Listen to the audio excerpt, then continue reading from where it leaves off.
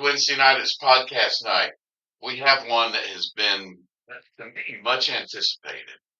So this year marks the 50th anniversary of Saturday Night Live, and we have chosen to do music performances, top five music performances, of course, of our honorable mentions from Saturday Night Live with returning guests. And you've been here several times now, Randy. Thank you. Yes, Randy Franks is back. For some reason, we say this every time, but we sort of pigeonhole you with TV and movie stuff. We're going to break that shell one day, but it's a good one yeah. to dig into. You talk about digging into some live music performances. Saturday Night Live Difficult, was brutal, whatever you want to call it. brutal, difficult. If you were a musician, whether a band or solo artist, when you made it to Saturday Night Live, there are a few things. If you made it to Letterman, if you made it to Johnny Carson, if you made it to those things, but if you made it to SNL, you made it. You made it. They just didn't hand these things out to any band or musician on the street and say, come do Saturday Night Live. So we had 50 years of music performances to pick from. It was a lot. And we didn't like subcategorize. It's just wide open. So the picks are going to be from all across the board. Well, and sometimes the actors on Saturday Night Live had some influence. They did. Absolutely. And I don't know. I hate to say this, steal anybody's thunder, but when John Prine was on there, he was a fill-in, and it was the insistence of John Belushi that he be a fill-in if one was needed. See, that's crazy. There's so many stories behind the scenes that you could learn about Saturday Night Live. There's a recent Netflix movie called Saturday Night. Yes, it's fantastic. It was about their first Saturday night episode, and all the shit that went on behind the scenes to pull that off was crazy. And to think that they probably did, sure, they got a little bit more fine tuned along the way. They had to. Because there's no way. First episode. They said all they did was just cocaine and Rush and boy, but man, that's such a great show. Yeah. And it's back. It never left, but I think the cast now is great.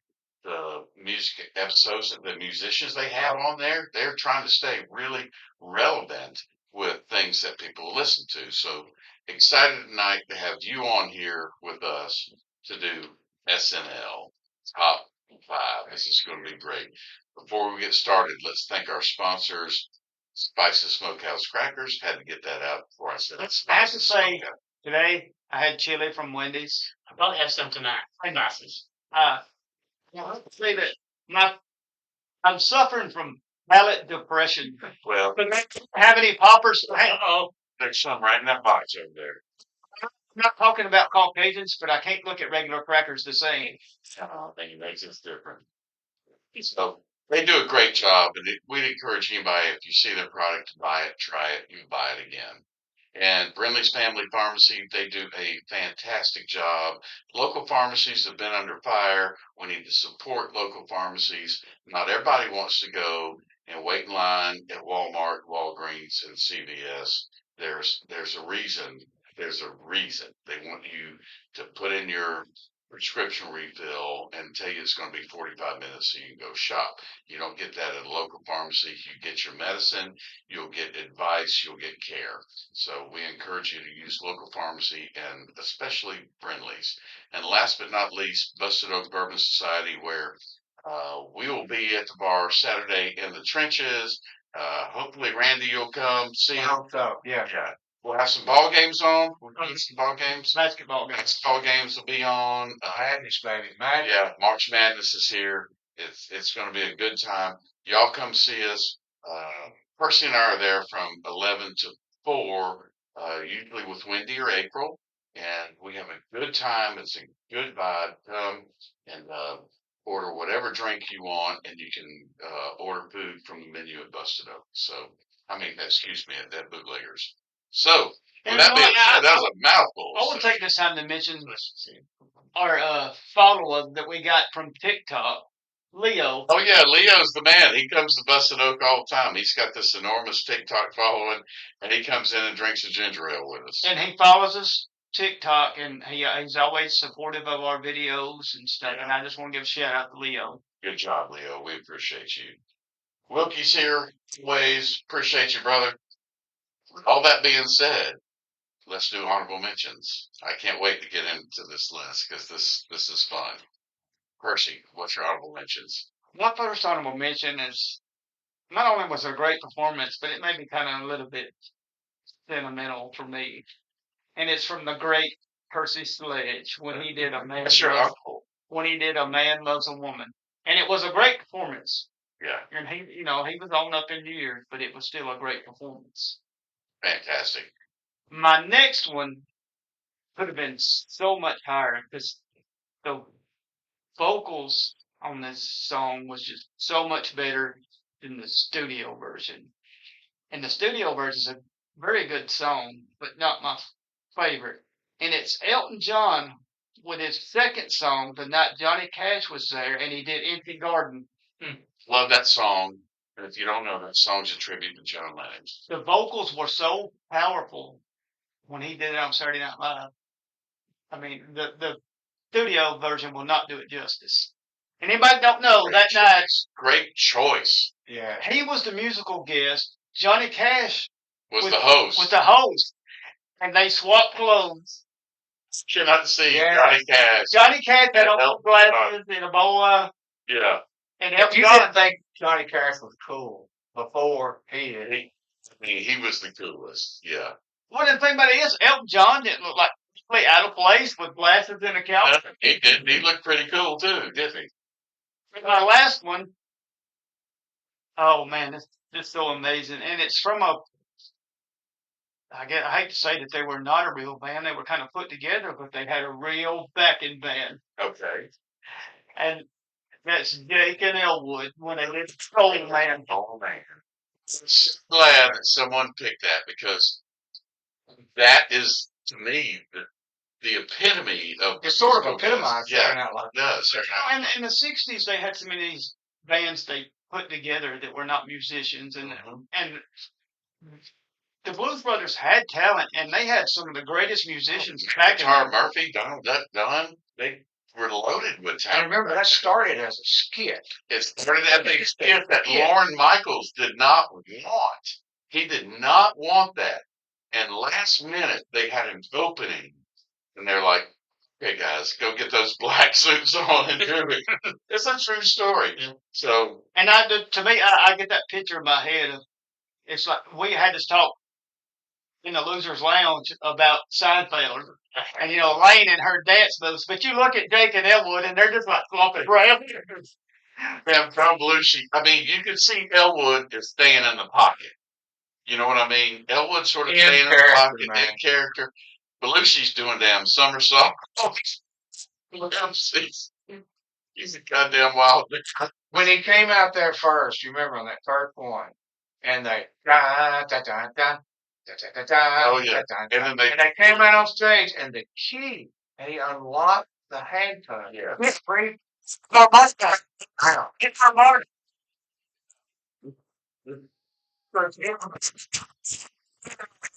It was classic. It was classic. They played it. They told them that they were from Joliet.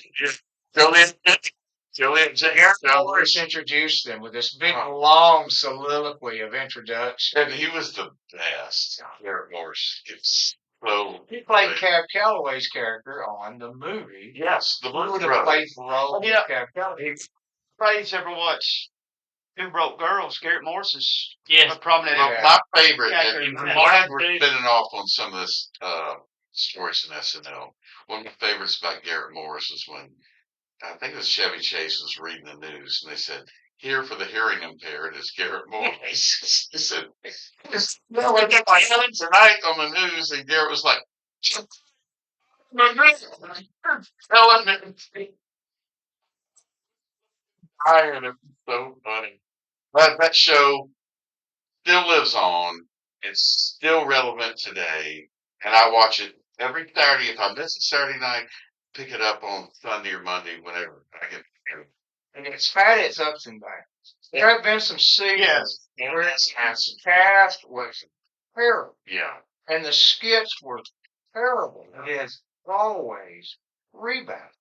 Always rebounded. It has been a roller coaster for 15 years. But outside The Simpsons, what's lasted as long as 35? I can't think of anything. And they always found a way to work music into the skits. Yeah. They did. I'm still waiting for the latest Buckwheat album. I mean, Yeah. With, Ah, Park song. well, that's one you can understand in half 27 is question marks thrown across the screen. 3 times maybe. And you can't forget the Barbara DeVille. Oh, Figaro. good stuff. Good choices. Way to lead us off. Randy, honorable mentions. Can't wait to hear what you've got tonight. all right. As we spoke earlier in the Blue Room, this was the most difficult. Most difficult. It's the Loser's Lounge, by the way. Losers Lounge. I'm sorry, I didn't know it's trade. No, you didn't know. I did not. Sign up, yeah. Well, hence Ringo. to it as the Losers Lounge. Yeah, forever. You didn't know. Or self the penalty. So anyway, I put this together, and you look down the list, blah blah blah. There's so many that you could come up with, but I nailed my down. I like every one. My honorable mentions is I'm going with this first because I'm glad nobody stole it. This is I'm gonna put you back in the time machine, and we're going Okay. back to February of 1985. All right. I'm excited. I was in college. Oh, all right. And Power Station. I remember Power Hit the Station. stage. Remember they had. If Yeah. you got to be old enough to remember this group, and I am. Power Station had a member from Duran Duran and Robert Palmer. Robert Palmer. Robert Palmer, probably the coolest front man. He's definitely- He wore a suit. Well, it's been written that he wore a suit like he was going to a business meeting, and then he melted the microphone. yeah. So it wasn't him. He had, yes, not one, but two. He had both John and Andy Taylor from Yeah. Duran Duran. Duran Duran. One on guitar and one on bass. And he had as a drummer, Tony Thompson.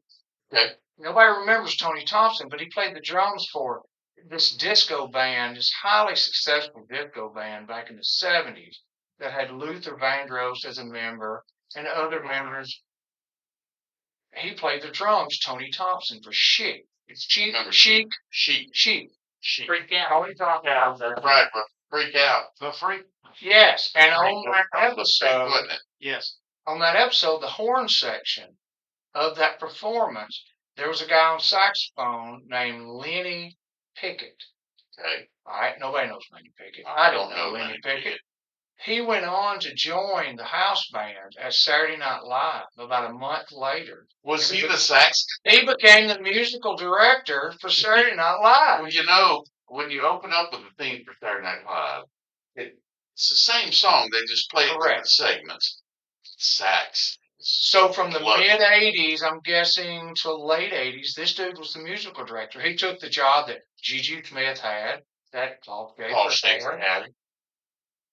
Wow. Great story. Right. Good opener there for you. All right, my next one is I like, as I told you guys in the Loser Lounge, that you could almost put together a top 5 from band artists. Not a band, but people that were It had been banned. band. Lauren Mitchell Not said, become "Get the F out. You're not coming back." And one of these is one of my great bands. You're gonna steal some thunder here. From Yeah, I love Rage Against the Machine. Me too. Which one'd you pick? They did Bulls on Parade, Damn right. and they were banned in mid-show. They did their first song. They did not like the fact from the opening that Steve Forbes was the host. Pete Torbs. Yeah. You remember Yeah, Pete Torbs? they hated that guy. He went against everything they Everything they stood up. That was such a. Who was? Who No one cast was, that? no one was thinking on casting Steve Forbes and Rage Against. If I were Forbes, I'd go. No, It was the same guy on Geraldo who cast the white supremacist and they had NAACP. Yeah. Well, got his with a chair. So those guys got mad because in protest they hung their upside down American Flag on the amps. Yep. Rage did, and the stagehands for Saturday Night Live. Right before the curtain went out, ran out and pulled them down. Yes. So they, as Rage would do, got mad and they got banned. Lauren got mad, pissed off, kicked them off, and then didn't do a second song. Wow. See, I didn't know the whole story behind that, Yeah. but I knew they got in trouble for the American flag thing. Great story. I think. You know, she got. All right. Back in 1989, Tom Petty came on. Yes, he did. All right. And who has been on 8 times. He's like a gold jacket wearer. Well, he was going to play I Won't Back Down. right? That happened to be the day that Gilda Radner died. I read that. So he says, we're going to play a song that's not yet a single. And we're going to play Free Fall. That new song, Free Fall. So they played it. Well, they think the record company is going to be mad. And of course, I'm sure they were. Mm-hmm. So they told the record company that was Radner's favorite song. That's How how about they got that? it. That's how they got it. It's a great story. Brother, we're drinking from the same cup tonight. That's for sure. Good stuff. And that's my Honorable honorable mentions. All right. I'm going to kick off mine. Want to say So, anything? I'm sorry. Yeah. Free Falling, Tom Petty. I mean, give me a break. That album was super. He'd been on there 8 times. Every performance he ever had on SNL was great. He, you know, I didn't realize he had been on there 8 times until I did my homework this past week. I was like, that's pretty. And I think you'll agree with me on this when it comes to Tom Petty. I always loved Tom Petty, Yeah. but he was not one of those people that I appreciated enough Yeah. until he passed. Yeah. Now we said that before on this podcast. I didn't realize how much I loved Tom Petty until he was gone. He was like Kurt Cobain for me. I didn't To appreciate me, it was like B.B. Dang, King. he was gone. When B.B. King died, a light went off, and I'd always listened to BB, and I loved him. And then when he passed away, it's like I got immersed in it. It's like, Yeah. I didn't like Linkin Park until Chester Benningfield died. Yeah, I still hadn't taken that pill yet, but maybe I will. And he- I hope I don't. All right, my next honorable mention is by one of my wife's going Pearl Jam because they rocked it on Saturday Night Live with Alive. Mm-hmm. They absolutely killed it, and I think that Eddie is such a talent, and I think that SNL performance elevated Pearl Jam even more than what they were. Was that the one where Eddie said they went back, him and a friend, back to their dressing room and just got hammered in honor of John Belushi Yep, that's exactly right. 1992. before they did their show? Yeah, they did. My last honorable mention is by a legend, and he did such a good job with this. It was on a 1987 episode. Percy, you'll appreciate this. It's Rockin' in the Free World, Neil Young. I may have stole somebody's there, but yeah, that was a great one. he came out and just, man, he owned the stage on that episode. On that episode, for lack of a better word, there was so much passion in his voice. Mm-hmm. Does that make sense? Yes, Yeah, In that he episode? owned it that night. He absolutely owned it, and I can't believe it's an honorable mention. But that's how many good artists have been on with great performances. And it's so weird. He said, you don't think of this in Neil Young, but he said at that point in time, he knew he was going to be on television. So he got, I can't believe I'm saying this, Neil Young got with his trainer and got buffed up. And knew I that story. Neil Young getting buffed up. Well, probably. Maybe he got a little unfluffled up. fluff. So in this past year, and it was a great show. But if you just see him walking down the street, you think he's fixing to go dumpster diving. Oh, yeah. I mean, that Godfather is advanced in years, man. Yeah, totally. How old is Neil Young now? He got to be pushing 80. I'm going to say I'm saying 81. That's my final answer. What do you fact check that for us? I don't know. We just had a way to find out. Is the library, the library open? Or do you I think saw so? some real young history of the library. I'm not using a card catalog. My card expired. Mine did like 1979. I like you did return your books. Yeah, you stood. Tropic of Cancer. We were just.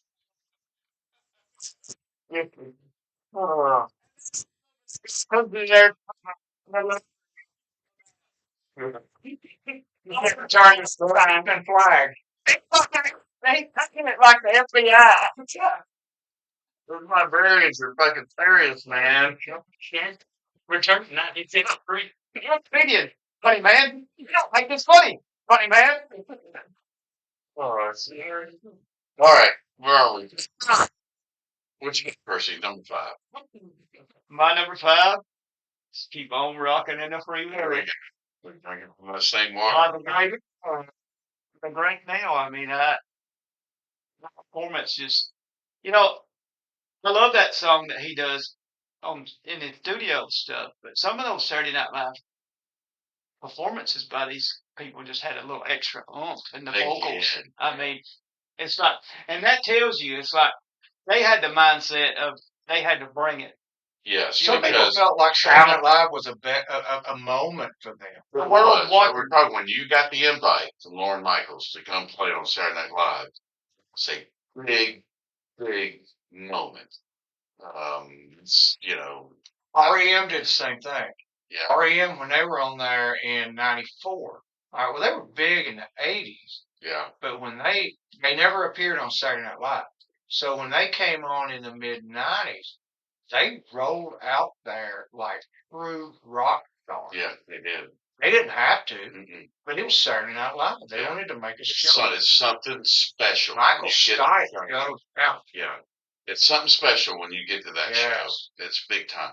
Think about the millions of viewers that they get. Okay. That's the big thing. So, and if they do well enough, those millions of viewers end up being millions of people that buy their music. Sure. So this was just such fantastic platform for music. It's one of the best on TV. I'd put it up there against anything. So good number 5 for you, Purse. What you got, Randy? I'm going to follow up on that.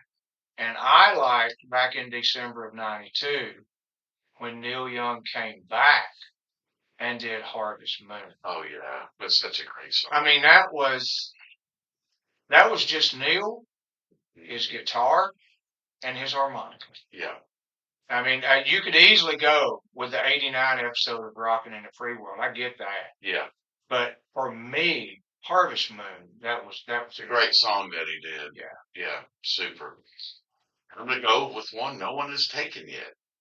Of course, I've seen this band in concert. I love him. This guy is like a historian of rock to me. Talk about Dave Grohl and the Foo Fighters, man. Foo Fighters came on and did Times Like These. And they started it. God, they started it where Dave starts out with the slow, and he gets through, the first couple verses, and then they just freaking rock. Yeah, you out. almost think it's an acoustic version. You don't you? think so, and all of a sudden, man, Pat Smear and the boys just start. Which again, we've talked about that name. Who's named their kid that? That's a fake name, and why you would name yourself that, I don't know. But they ripped it on Saturday Night Live. All right, that's our top 5s. Percy, number 4. Number 4 is going to be a little surprise here for you. All right, I like when you do this. And it's a medley from Jack White, and he did Ball and Biscuit and Jesus is Coming. Randy's giving you some beautiful birds. That's good. He was great. It was so much better in the studio. And so many people, rock stars, have recorded Jesus is Coming Soon. Clapton recorded it. Delaney and Bonnie recorded it. For him, that was a pretty good step, in my opinion, of throwing kind of a religious tone in there with Ball and Biscuit and just Yeah. sliding it in on the back end, Yes. And it was right there in the middle of COVID. He did Right. that's a blues song about the 1918 flu epidemic. Yeah. Sort of weird and intentional. Intentional. Definitely. And you remember his Jack short White is staff. intentional. He had a short time to prepare. Yeah. Morgan Wallen got axed for Rightfully so. violating Thank you, Lord. protocol. Yeah, we're glad Morgan Yeah, Wallen get is the not chicken We're butt glad. next, wasn't it? Yeah, we're glad Morgan. Yeah, Morgan and Palmer's thing. Don't we could care less about Morgan Wallen. He's a composer. I did read today though he's gonna be a musical guest again. Isn't he really? Yeah, he's coming up in a couple weeks. Yeah. Well, I watch it, but I'm gonna criticize it. I'm like Morgan Wallen. I don't know a word to a song he sings. That doesn't mean I don't like the guy. I took my wife to a concert one time at Florida Georgia Line, and he was the other guy, and I did not know one word to one song. I wouldn't know. Ken loved it. The crowd loved Well, it. right. Prices. I guarantee she may have gone to a concert with you where she had the same experience. Yeah. Maybe. Yeah, I drug her to Pink Floyd. Oh, there you go. Stones. Drug her and Pink Floyd and the Rolling Stones. Man, I'd happily been your date for those. All right. What's your number 4? My number 4 now is once again I'll put you and Mr. Peabody in the Wayback Machine, and we're gonna go back to 1976, Oh boy. and we're gonna hear the band sing "Life is a Carnival." You're tugging at my heart. It was such a great show. I mean, I really feel like it was such a great show, and it was next to the last live show they did. This was literally a month before they did the last waltz. So the band was over. Yeah, they were pretty much done. They were done. They were done. It went on SNL. Yes. And I couldn't help think I'm watching Levon Helm do, and I was thinking of Gino, and I'm thinking of Bubba, and I'm thinking of all these guys. Yeah. Levon Yeah. makes me think of Bubba. Yeah. Yeah. So we lost a legend. Man, it's been a little over a week ago. Mike Bruce, and I don't have the words. I don't think anybody has the words. It was one of a kind guy. So been on here. We sure will miss him. So my number 4 has been mentioned, but it's worth a second mention, and it's Bulls on Parade, Rage Against the Machine. You give me a chance to put Rage Against the Machine on one of our lists that we do, they're going to They're make it. going on there. That's They're going right. to make it. They're angry, you know. And I told you I'm calm like a bomb, baby. yeah, I'm like a bomb. That's me. Well, I watch them perform, and sometimes Percy, sometimes that anger gets out that I stow up. So according to him, I do. So I always thought I was pretty. I like those guys. They're the epitome of we need political difficulty They are every day. No matter what decade it is, we need that. That voice. agreed. And Morello on that guitar, man, that guy's thick. Strings all over the place. Why didn't he ever trim his strings? Do you do that? I mean, he had I don't strings know. like There was a lot of and too, really back in the day.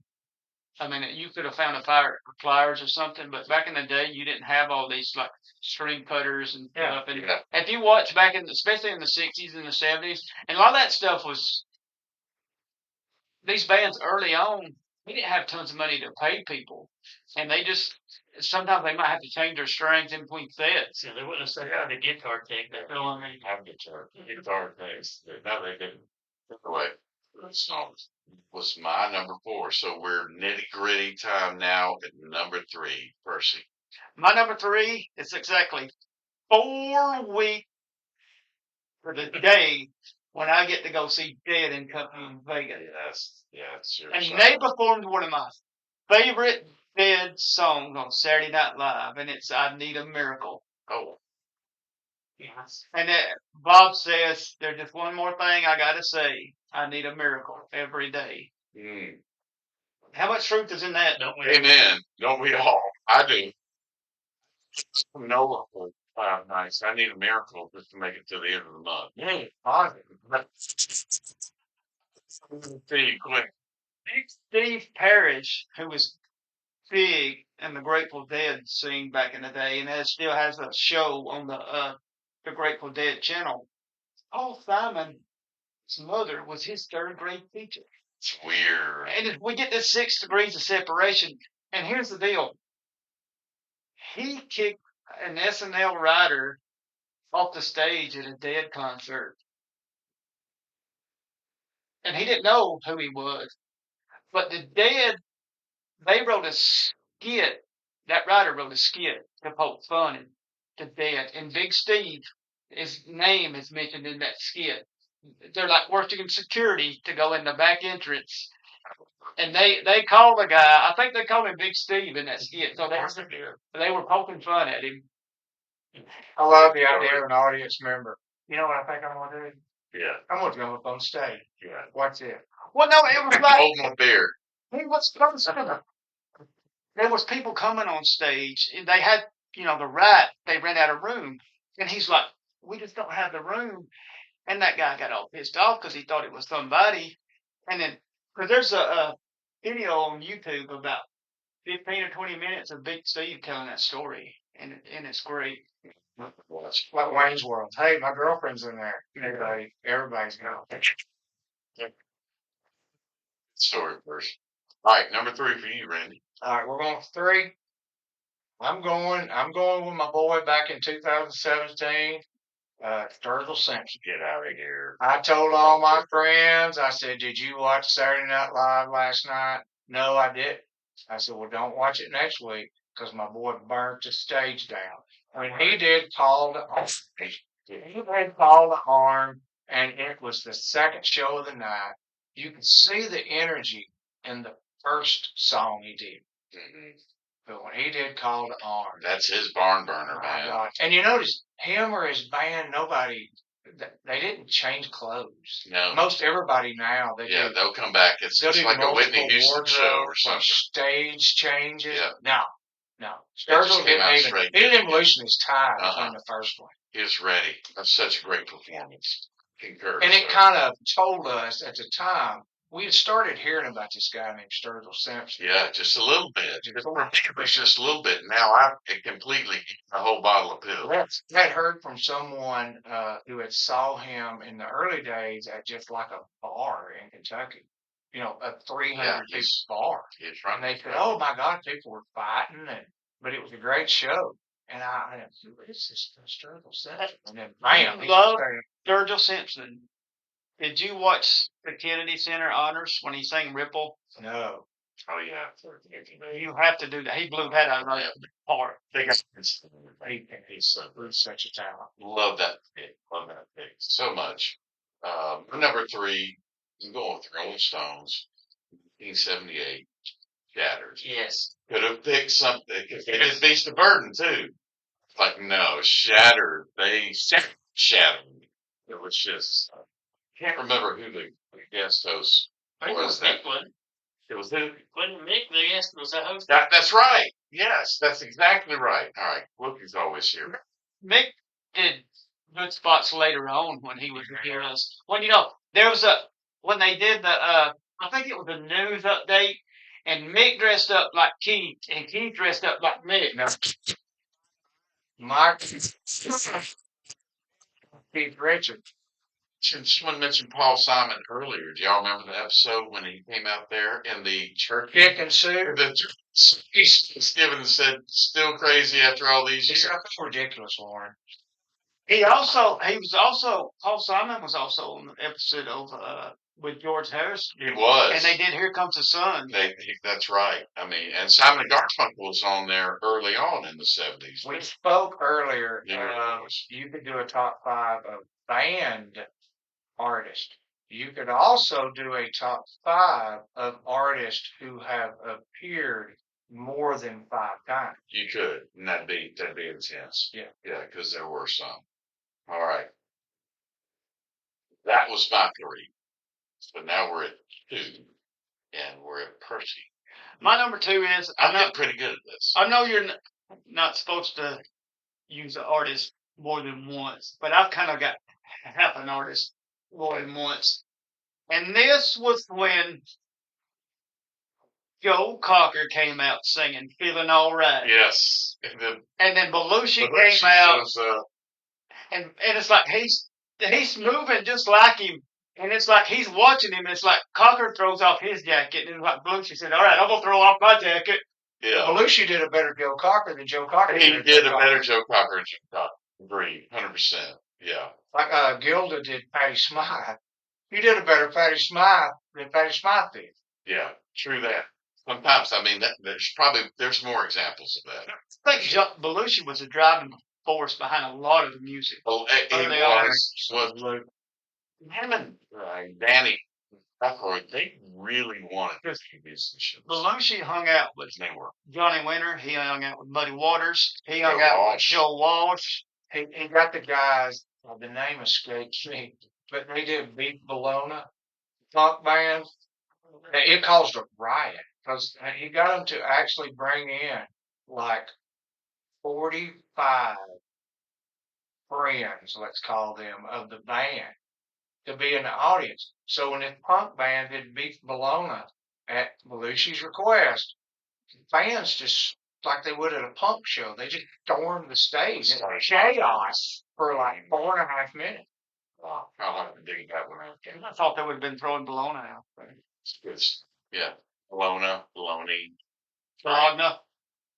So have you? Three. Number 3. Three. All right, man. Nice. Oh, we're at 2. And what had slipped away from you? We're good at it. Yeah, let's get out for a second. Yeah. I have 2 here, but boy, I got to go with this one. It's back from October of '93, and the Smashing Pumpkins showed up, Oh yeah, Billy Corgan. and they did "Bullet with Butterfly Wings." It was good. That was a great show. Billy Corgan was just like he was going to eat the microphone.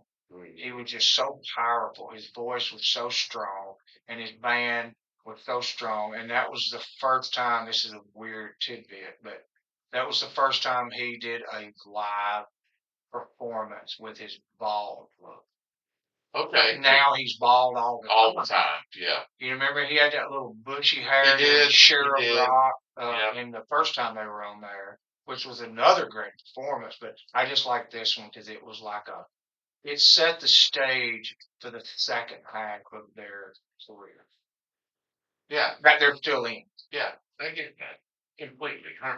It was like he made a transformation from young, bushy-headed Yeah. wannabe rock star to legitimate Rock star. Here This I is am, who I rock really star. am. That's it. Yep. This is who I am. This This is is who what I am. Yeah. Yeah. That was a good performance. All right. That was your 2. Yes. My 2's been mentioned before. It's Sturgill. Call to Arms. From 2017. I mean, I don't have the words. I mean, I listen to that guy every night. We have a really good segue into next week. Yeah, it is a good segue to Yeah. next week because we're doing Sturgill Simpson next week with Michael Sanders, and he's actually going to bring his guitar, and we're going to play a little bit. If you want to stop by, You're going to scrub one off? he's going to scrub off. It didn't sound right. Well, no, That's an Andy Griffith reference, by the yeah, way. that's right. Yeah, If you have your kids listening, that's an Andy that's right. Griffith reference. Dan Griffith. All right, we're down to number 1. Percy, I can't wait to hear what you know. We're going to appreciate this. There's a certain guy that got a little call from a person that wanted him to play drums for him on Saturday Night Live. Okay. And this person, before I tell you his name, he said, "What the fuck? Can he not get somebody better to play drums?" And this person was Dave Grohl, and he played drums for Tom Petty on Honeybee. Yay! Great song. And you got Dave Grohl in on your pick too. So yes, I love that. Yeah. And I know you like Dave Grohl. You may not be the biggest fan of Foo Fighters music, but everyone in this room loves Dave Grohl. Yes. And You got something that's definitely wrong. that was a great performance of Honeybee. Super duper. And there's a little YouTube video of Dave Grohl telling about it. And it's like, he's like, this is the song we had to do. He loved that song. That's so cool. And that's one of my favorite Tom Petty songs. Yeah, that's good. Yes, I love the Honey Badger. But when you get 2 superstars like that Yeah, it's pretty awesome. Good choice for your number one, man. All right, Randy. Can't wait. Me, mine, I'm going in a completely different direction. Different direction. Okay. But I think there's not many better performers on the planet than this guy. This is back in 2016. One of the times that Bruno Mars showed up on Saturday Night Live, and he did 24 Karat Magic. Yeah. And he started this thing in his dressing room. Him and his four guys that sing, dance Yeah. with him. They started in the dressing room. They came through the crowd, So cool. made their way to the stage. So cool. Yo, man. When Bruno Mars is such a great talent and performer. He really is. He's our current day Prince. Yes, if you can't listen to Bruno Mars and tap your foot and start moving around in the chair, Mhm. you and I got problems. Yeah. When I saw him on Honeymoon in Vegas, I knew he was bound for stardom. I saw him in concert several years ago. You don't remember him in Honeymoon in I do Vegas? remember him in Vegas. You knew he was bound for good Absolutely. things. The guy can play almost every instrument. Yes, Yeah. Super Bowl performance. I mean, you name it, Bruno's done it. Got that's to right. see him in concert. And when I went, I was like, oh man, Bruno Mars really isn't that kind of music. By the end of the show, I was standing up cheering. You talk about a confetti shower at the end. It was, You just feel like this guy is made for an audience. he is an entertainer. That's right. He's made for the stage and he's made for Major an audience. entertainer. And voice, musical chops to back it up too. It's just whether or not you like the style of music. And he has 3 or 4, 5, 6, several songs that I like. But it's not stuff I'm going to listen to every day. But man, he Right, gets I don't listen to it every day, but I he love it when gets I hear it. total props from me. All right, down to my number one. This one was from 1989, and I thought Mel Gibson was actually the host that night. And I thought this was the most rocking performance, and the band got into it so seriously. It was great. And I got to see them. They actually opened up for the Rolling Stones in 1989, Legion Field, and we're going Live in Color, Cult of Personality. And That's just, another one they drug my wife just to. screamed it. Cord Glover, just with the dreads flying all over the place. They had more energy to me than in that performance than Rage. We had never heard anything like In Living Color at the time. No. I don't think we had a lot of rock on the radio, but we had never heard anything like that. Well, There was a and bunch of black guys who Not only this, like you say, we had not heard black people rocking like Yes. this. No, and Niles on guitar. these what they wore that weird scuba suit like He did it. when They wore spandex shorts. Yeah. It's like you're in the middle of that whole rap era and stuff, and it's like just totally fresh. These guys are like, These guys were heavy. They were rock and roll. They were. And if you remember, the start of that song is Malcolm X speaking. Yep. indeed. He had Malcolm X in there. He had FDR, sound bites in Yes. there. And they Oh, love so good. heavy rock and roll. That's like, I don't think it gets noted enough. Some of the black artists, especially like from Run DMC, Yes. they love rock and roll. Daryl Mack loved hardcore rock and roll. I think we were fortunate for those of us who got to see the Stones in Birmingham. At least We we were do. fortunate that Living Color was in that stretch of stops. It was in that pocket. Yeah, they were in that pocket. They didn't perform probably, let's say, 6 stops, 7 stops, Yeah. and then they filled in another band. We were just fortunate. And to the- see We were blessed to see them, yeah, and I enjoyed them as much as I did. That's a stretch, but as much as I did the Stones. Sure. They Legion Field was rocking. The Stones still do that. They're like, because I saw them Yeah, they this don't. past year. Thank you, God. I got to see them with my father and my brother. Yeah. But the night, the show before, they were in Orlando and they had Tyler Childers. Yeah. See, And then they come up and they have like an Atlanta-based band. Yeah. Now, Well, I saw them. a solid band. I had never heard of them, but they were a solid band. Yeah, Yeah. you'll fill this tour with multiple. They will. We saw them at Bobby Dodd Stadium in Atlanta too. I've seen them a few times, and they opened up with St. Paul and the Broken Bones. And I'd never heard of St. Paul and the Oh, Broken I Bones. love till that after show. the fight. And I at the love end of the that show, I was like, and then I learned they're from Birmingham, and man, they were just the Stones And- have a way. They're going to bring somebody up. They're going to level Yeah. somebody up. If you want to know what an opening act can do for somebody, look what it did for Skinner when they opened up for the Who.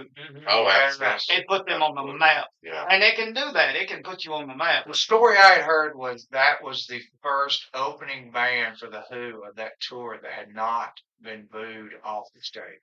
Probably right. Well, you know, because Al Cooper had saw Pete Townsend in the recording studio, and he's, hey man, I need somebody to open up for us on this next tour, and he's, I got just the thing. Yeah. Yeah. I think I know some guys. Yeah. I know this group. Yeah. All right. Good job, guys, on Thank you. selections. This was a lot of fun. To research this one was great.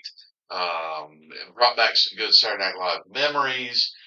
It's going to make me want to continue to watch that show with the musical guests. We want to tell everybody that SNL is back, and this 50th special they had just was fantastic. And that's the Yeah, if you didn't see it, you need to watch you it. need to watch. You definitely need to watch. We did that rundown of all the artists that we all left off our list Yeah. without even thinking. Yeah, Wilkie, do you have any that you think we left off? Think Yep. we did all right? Pretty good. Yeah. All right, we're good. Um, All right, next week we are doing Sturgill Simpson, as mentioned, with Michael Sanders coming back.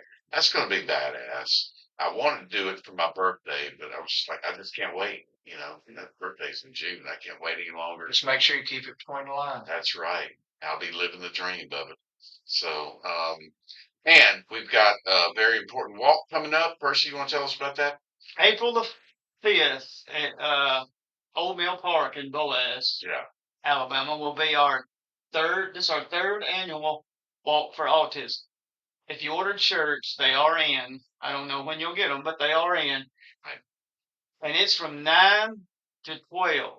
And then immediately after the walk, we will be going to Busted Oak Bourbon Society, and we'll be having a silent auction with probably 10, 12 items, different items with the logo from the Autism Walk and stuff on it. And all, the 100%, not the profit, but 100% of the money is going to the Autism Society of Alabama. Yeah, so we'll mention that again as we get closer and y'all show up. It's for a good cause. Of course, we're tied to it with heartstrings because Caden, he will be there, and we're always going to support that group. And then that- April the 1st, yeah, April the 1st, we will go on QSB with Holly and Barry, and we'll talk about the walk with them. And I think hopefully Peggy is going to join us for that. So, all good. Randy, thanks again. Thank you for All having right, me, guys. I always yeah, love it. always. Wookie, Percy, love you guys. And all I got to say is